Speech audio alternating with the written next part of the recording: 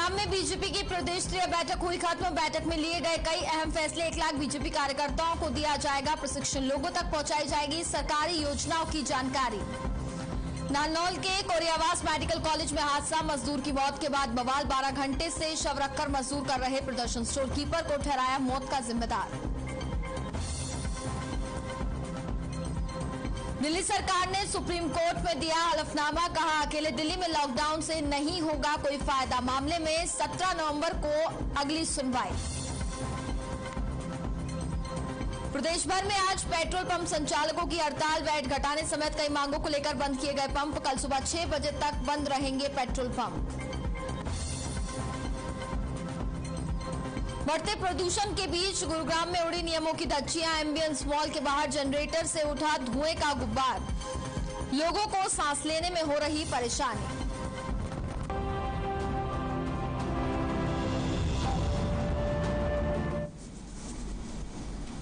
नमस्कार, मैं हूं आपके साथ कनिका अरोरा और आप देख रहे हैं हर खबर हरियाणा। तो बुलेटिन की शुरुआत करेंगे हम सबसे पहले बड़ी खबर के साथ। तो बड़ी जानकारी आपको दे दें, पूर्व सांसद अवतार सिंह भड़ाना ने आज अपने निवास स्थान पर प्रेस वार्ता की और केंद्रीय राज्य मंत्री कृष्णपाल गुर्जर पर उन्होंने निशाना साधा और कहा कि कृष्णपाल गुर्जर की शपथ शहर में अवैध निर्माण और अवैध फैक्ट्रियों के चलते प्रदूषण बढ़ रहा है, जो आम जीवन के लिए खतरा बना हुआ है।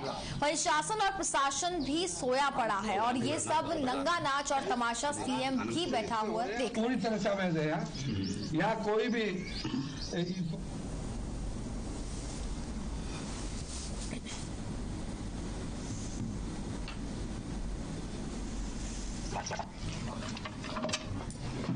देखिए, मैं सबसे पहले चिंतित हूँ और इसी चिंता को लेकर मैं आज आया हूँ और मैंने आपसे बात की है कि यहाँ पर्यावरण को नष्ट किया गया, यहाँ प्रदूषण इतना बढ़ चुका है कि आम जनजीवन खतरे में पड़ गया है।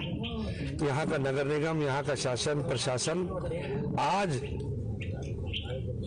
गरीबों को उजाड़ने के लिए तो वो क्या तत्पर खड़े रहते हैं, लेकिन यहाँ के इलाके में जो प्रदूषण फैला रहे हैं, जो लोग यहाँ अवैध फैक्ट्रियां चला रहे हैं, जो अलग प्रदूषण फैला रहे हैं, उनके लिए वो कहाँ सो जाते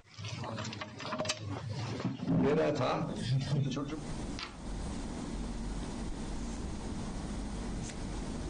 खबरों में आगे बढ़ते हैं। नगर परिषद के विकास कार्यों को सूचना बोर्ड पर लगाए जाने की मांग को लेकर आम आदमी पार्टी पिछले कई दिनों से सिरसा के लघु सचिवालय से धरना दे रही है।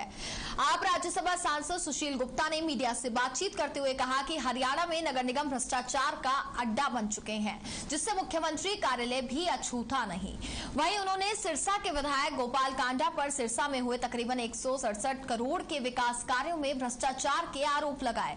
राज्यसभा सांसद सुशील गुप्ता ने मांग करते हुए कहा कि हरियाणा में नगर निगम और नगर परिषद द्वारा किए गए विकास कार्यों की सीबीआई जांच होनी चाहिए।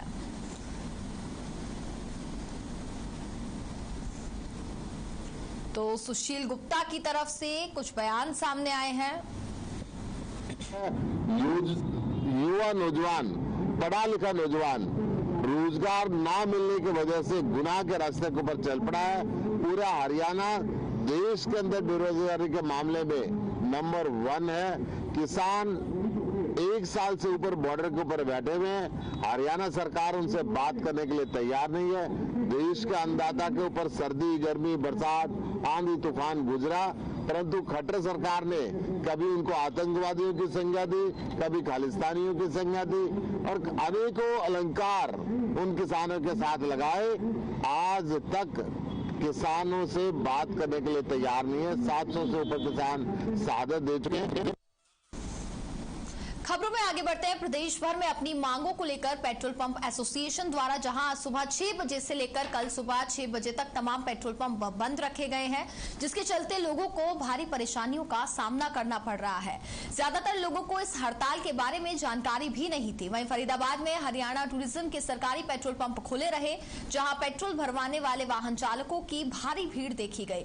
लोगों का कहना था कि इस तरह की गई हड़ताल जनता के हित में नहीं है, जबकि जब पेट्रोल के रेट बढ़ते हैं, पेट्रोल पंप मालिकों को इसका फायदा होता है। लेकिन अब अचानक सरकार के रेट घटाने के बाद पेट्रोल पंप मालिक घाटे का रोना रोते हुए हड़ताल कर रहे हैं, जो अनुचित नहीं है। उन्हें सरकार से बैठकर बात करनी चाहिए, ना कि हड़ताल करनी चाहिए। तो बता दें कि पेट्रोल पंप डीलर्स द्वारा जो आज हड़ताल की गई है वो कल सुबह 6 बजे तक जारी रहने वाली है। ऐसे में लोगों को तमाम परेशानियों का सामना करना पड़ा और कुछ लोगों को तो बताया जा रहा है कि हड़ताल के बारे में जानकारी भी नहीं थी।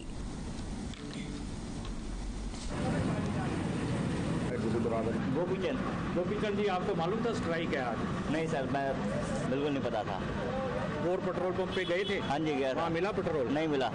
पलवल पाली से लेके वहाँ पे अपना नीलम पे भी नहीं मिला, फिर यहाँ किसी से पता लगा तब आया हूँ। सर क्या नाम है? अरुण बड़ाना। अरुण जी, तेल डलवाने आए हैं और रास्ते में जितने पेट्रोल पंप आए क्या वहाँ खुले थे? नहीं जी, सारे बंद थे। किसी को भैया मिले थे, उन्होंने कहा सरकारी पेट्रोल पंप खुलवा, वहाँ चले जाओ। तो ये स्ट्राइक कितनी उचित है और कितनी अनुचित है? मानते हैं कि इस तरह पब्लिक को परेशानी होनी पड़ रही है? बिल्कुल जी, बहुत परेशानी हो रही है। जब 10 बार रेट जब बढ़ते हैं तो उन्हें फायदा होता है। अब 10 बार घट गए तो उन्हें नुकसान हो रहा, तो उन्होंने बंद कर दिया। तो उन्होंने बहुत गलत काम किया। सिरसा में डीएपी खाद की किल्लत दूर होने के बाद किसानों को थोड़ी राहत मिली है। सिरसा में सरकारी सोसाइटी में डीएपी खाद बांटी जा रही है। वहीं किसानों ने बताया कि डीएपी की उन्हें जितनी जरूरत है उतनी नहीं मिल रही है और एक आधार कार्ड पर सिर्फ 5 कट्टे ही डीएपी दिए जा रहे हैं, जबकि उन्हें 45 कट्टे खाद की जरूरत है। वहीं डीएपी खाद लेने के लिए किसानों की लंबी कतारें भी देखने को मिली है। मिली जानकारी के मुताबिक सिर्फ 150 किसानों को ही खाद दिए गए।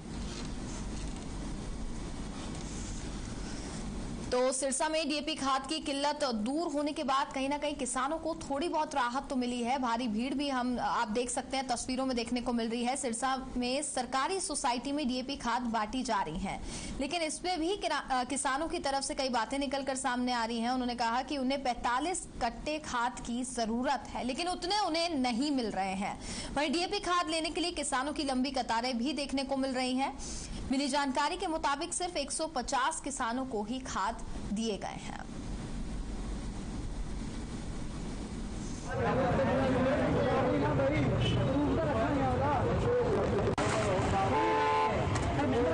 दो दिन हो गए जी आते हुए, अभी तक कुछ नहीं मिले और 45 गट्टे की लोड है जी। अब देखो नंबर है जी 119वां, कहते हैं 150 देंगे, पता नहीं कितने गट्टे देंगे कितने नहीं देंगे। तो कितनी परेशानी है किसानों? बहुत ज़्यादा जी, इससे ज़्यादा और परेशानी क्या होगी? खेतों में काम रुक रहे हैं, यहाँ पर डीएपी के लिए लाइन में लगे हुए हैं और किसानों को क्या परेशानी होनी है।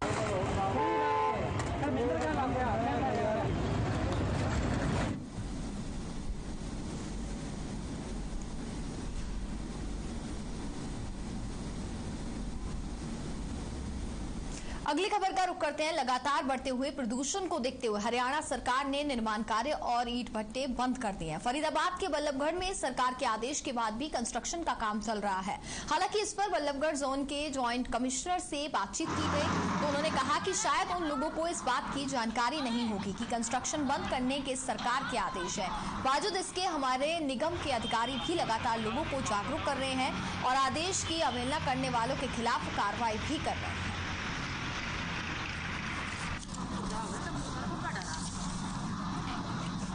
तो लगातार बढ़ते हुए प्रदूषण को देखते हुए हरियाणा सरकार ने निर्माण कार्य और ईंट भट्टे बंद कर दिए हैं, लेकिन बावजूद इसके कुछ लोगों को जानकारी नहीं थी। फरीदाबाद के बल्लभगढ़ में सरकार के आदेश के बाद भी कंस्ट्रक्शन का काम चल रहा था।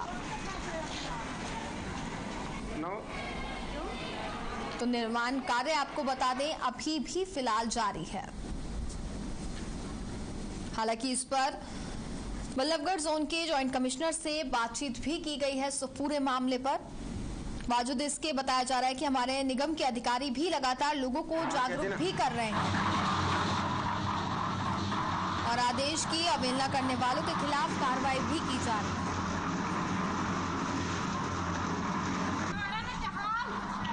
तो तस्वीरों में साफ तौर पर देखा जा सकता है कि निर्माण कार्य फिलहाल अभी भी जारी है।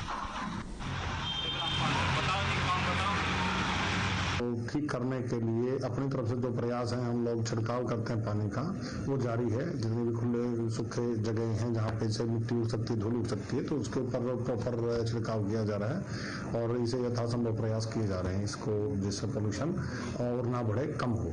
इसको लेकर अगर बात करें तो पोल्यूशन कंट्रोल के लिए तमाम और जो अभियान है वो भी कहीं ना कहीं क्या विभाग की तरफ से चलाए जा रहे हैं? हाँ बिल्कुल है, बताया मैंने, पोल्यूशन कंट्रोल के लिए यही तो है प्रयास जो मैंने बताया आपको, एक को ठीक करने के लिए एयर क्वालिटी इंडेक्स को ठीक करने के लिए जो पॉइंट्स हैं जहां से ये धूल मिट्टी ज्यादा उड़ती है, उन जगहों पर हमने टैंकर लगा के बाकायदा वो पानी का छिड़काव करवाते हैं, जिससे धूल मिट्टी कम होती है।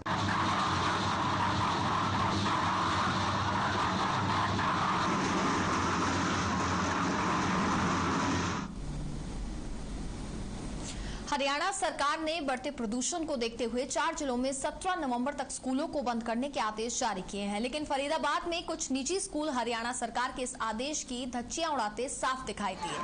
अब देखना ये होगा कि सरकार के आदेशों की धज्जियां उड़ाने वाले निजी स्कूलों के खिलाफ शिक्षा विभाग क्या कार्रवाई अमल में लाता है।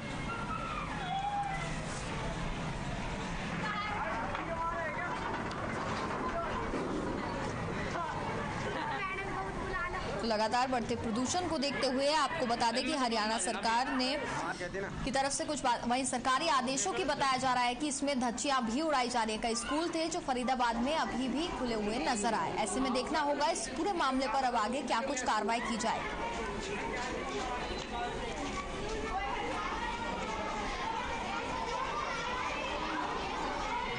बताया जा रहा है कि 17 नवंबर तक स्कूल बंद करने के आदेश दिए गए थे, लेकिन बावजूद उसके इस आदेश का पालन नहीं किया गया और सरकारी आदेशों की खुलेआम धज्जियां उड़ाई जा रही हैं। अब देखना होगा आगे इस पूरे मामले पर शिक्षा विभाग की ओर से क्या कुछ कार्रवाई जो है वो की जाएगी।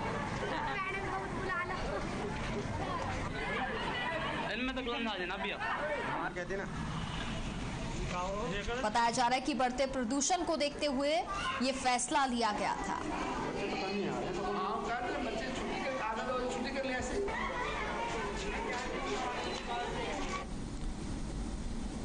पूर्व कृषि मंत्री स्वर्गीय चौधरी सुरेंद्र सिंह की 76वीं जयंती मनाई गई। इस अवसर पर तो शाम से विधायक किरण चौधरी ने उन्हें श्रद्धांजलि दी और स्वर्गीय सुरेंद्र सिंह को सच्चा जनहितैषी नेता बताया। तो 76वीं जयंती बनाई गई उनकी, वहां पर किरण चौधरी ने उन्हें श्रद्धांजलि भी दी है। देख सकते हैं काफी ज्यादा भीड़ भी देखने को मिली।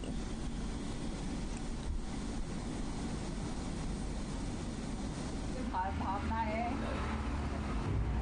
बहुत सारे हैं, उंगल लगाते हैं, कभी कोई चौधरी साहब की मैं रहूंगी या हरियाणा न्यूज वाले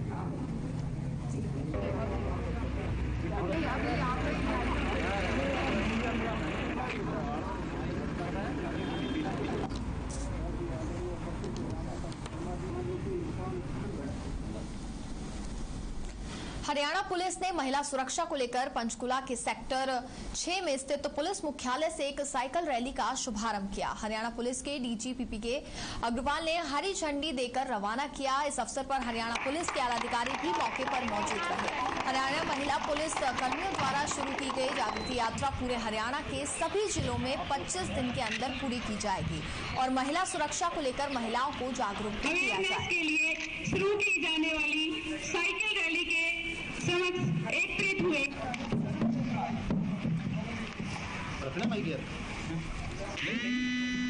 इस में बताया जा रहा है कि महिला को जागरूक किया जाएगा।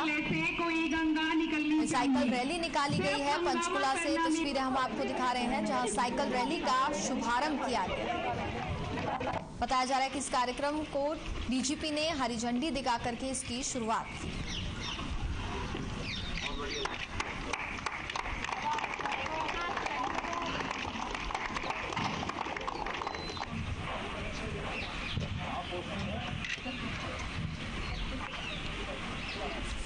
अवेयरनेस के लिए शुरू की जाने वाली साइकिल रैली के समक्ष एकत्रित हुए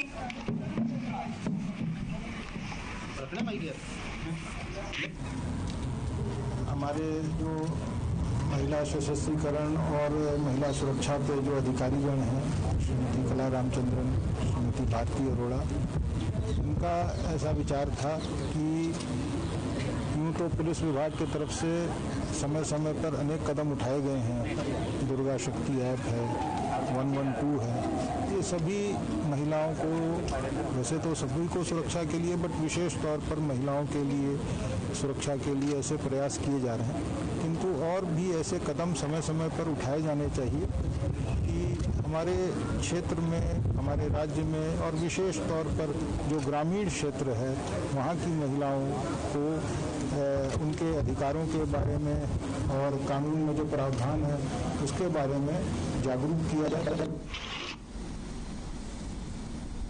कुरुक्षेत्र के कस्बा शाहबाद के गांव रावलखेड़ी में कबड्डी टूर्नामेंट का आयोजन किया गया, जिसमें 16 टीमों ने भाग लिया। पूर्व सरपंच राजकुमार ने ऑस्ट्रेलिया से ऑनलाइन इस टूर्नामेंट का आयोजन किया और इस टूर्नामेंट का पूरा खर्च उठाया ताकि उनके गांव और आसपास के बच्चे खेलों में अपनी रुचि दिखाएं। तो इस खेल में आपको बता दें कि 16 टीमों ने भाग लिया है।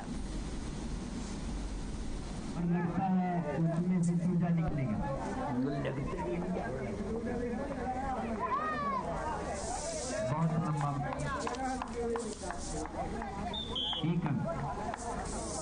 खाता खोला, अब चलेंगे खाता।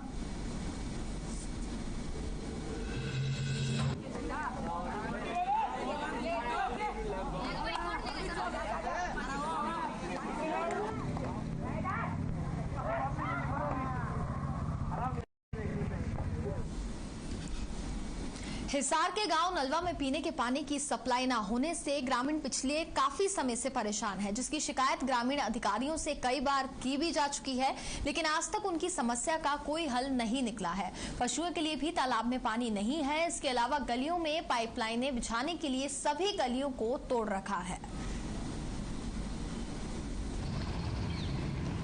तो पेयजल की सप्लाई ना होने से लोग काफी ज्यादा परेशान हैं। शिकायत के बाद भी बताया जा रहा है कि समस्या का कुछ भी समाधान नहीं हुआ।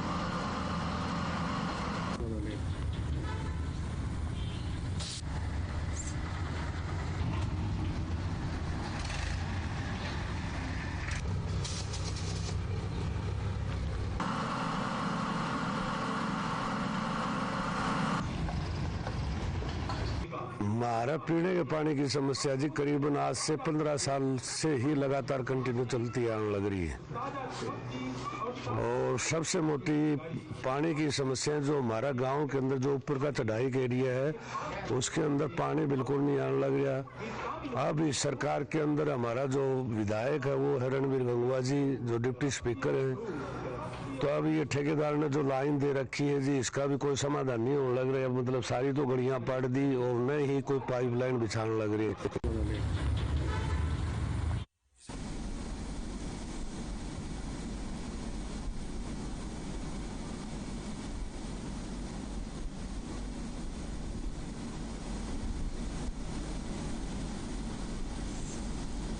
खबरों में आगे बढ़ते हैं। कनीना के गांव नांगल मोहनपुर में बुजुर्ग महिलाओं को पिछले 3 महीने से बुढ़ापा पेंशन नहीं मिल पा रही है, जिसके कारण वे परेशान होकर एसडीएम कार्यालय पहुंची। महिलाओं का कहना है कि हमारी बुढ़ापा पेंशन पोस्ट ऑफिस में आती है, पोस्ट ऑफिस वाले बार बार चक्कर कटवाते रहते हैं।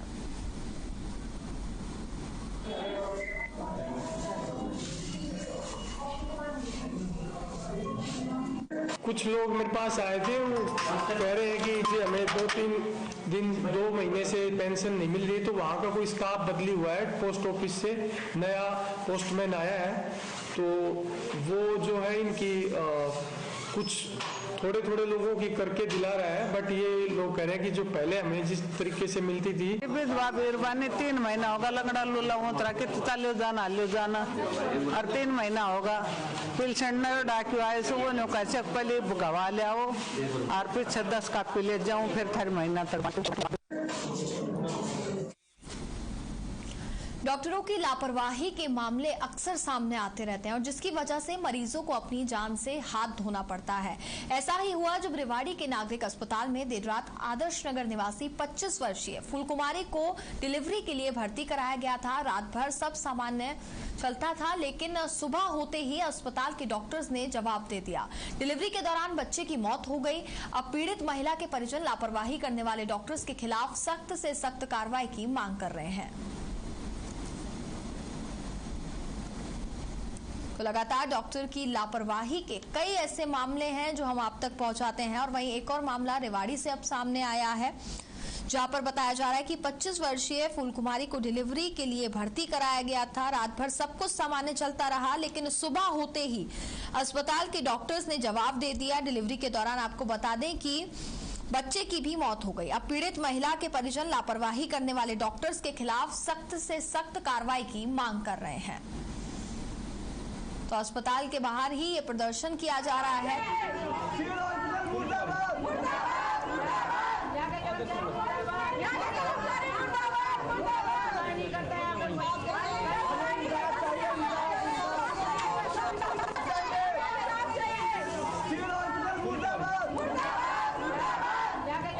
मेरे को बच्चा चाहिए, बस मेरे बहन को बच्चा ला कर दे दो, कैसे भी उसकी तो कौन उधर उसे तो इंसाफ मिलना चाहिए। यहाँ से सही बताओ, मेरे बहन का 3 लड़की है, उसका क्या हाल होगा, उसे पता लगेगा इसकी हालत में। बच्चा चाहिए, मैं कैसे भी ला कर दे, बच्चा चाहिए, मैं उसकी गोदी में डाल सकूँ, मेरे को बच्चा चाहिए, कैसे ला कर दे, लड़का चाहिए, लड़का क्या हाल होगा लड़का को। हाँ, मैं तो डॉक्टर ने कभी मारती हूँ,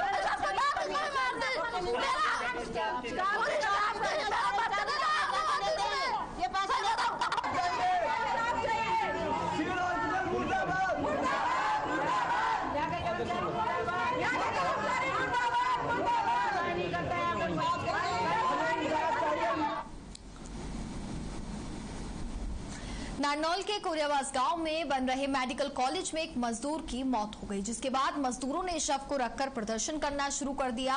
वहीं मौके पर पहुंची पुलिस ने जब शव को कब्जे में लेना चाहा तो मजदूरों ने शव को ले जाने का पुरजोर तरीके से विरोध किया।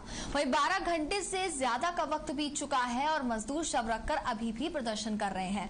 मजदूरों का आरोप है कि कॉलेज बनवाने वाले ठेकेदार जबरन तय समय 8 घंटे की बजाय 12 घंटे तक काम करवाते हैं, जिससे कि काम करने वाले सभी मजदूर मानसिक तौर पर दबाव में रहते हैं। वहीं मजदूरों ने स्टोर कीपर को भी साथ में मजदूर की मौत के लिए जिम्मेदार ठहराया। इसके साथ ही मजदूरों का कहना है कि कॉलेज निर्माण में हल्ले से नियमों की अनदेखी की जा रही है।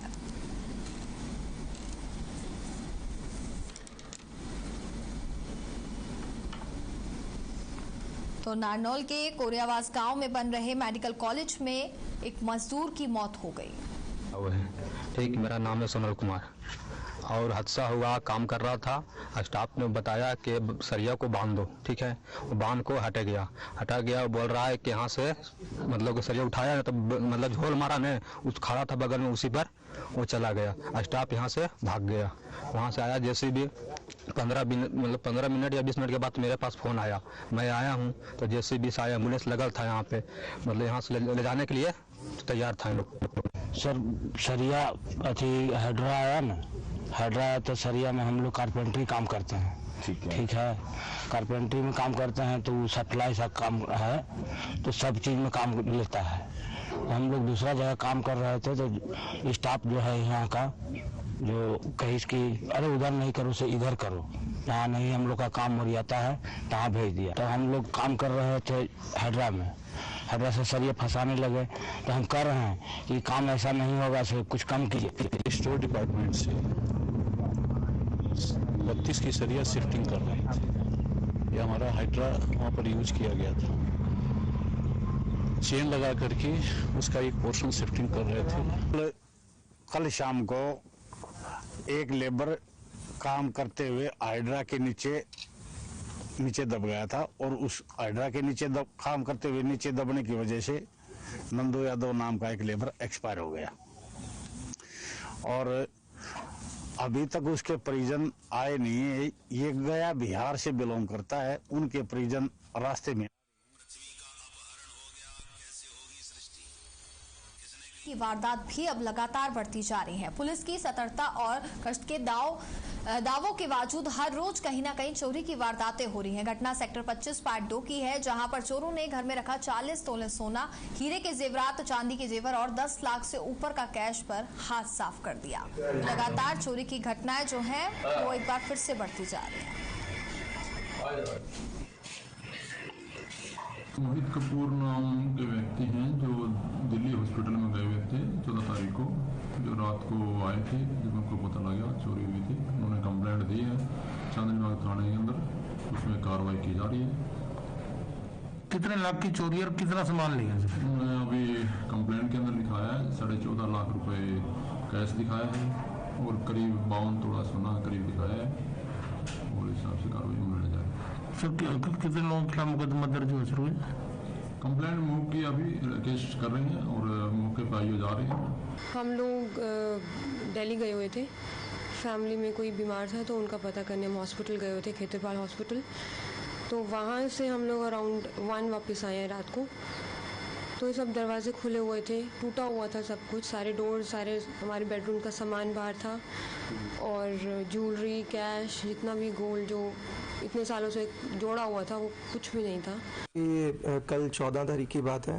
हम लगभग दोपहर के 2 बजे दिल्ली के लिए निकले थे। परिवार में कुछ हॉस्पिटलाइज थे, एक हमारे बहुत नज़दीकी हैं, तो उनका पता लेने के लिए हम परिवार के साथ गए थे और घर पे कोई भी नहीं था और घर पे कैमरास वगैरह सब कुछ लगे हुए हैं, कोई ऐसा इशू नहीं है।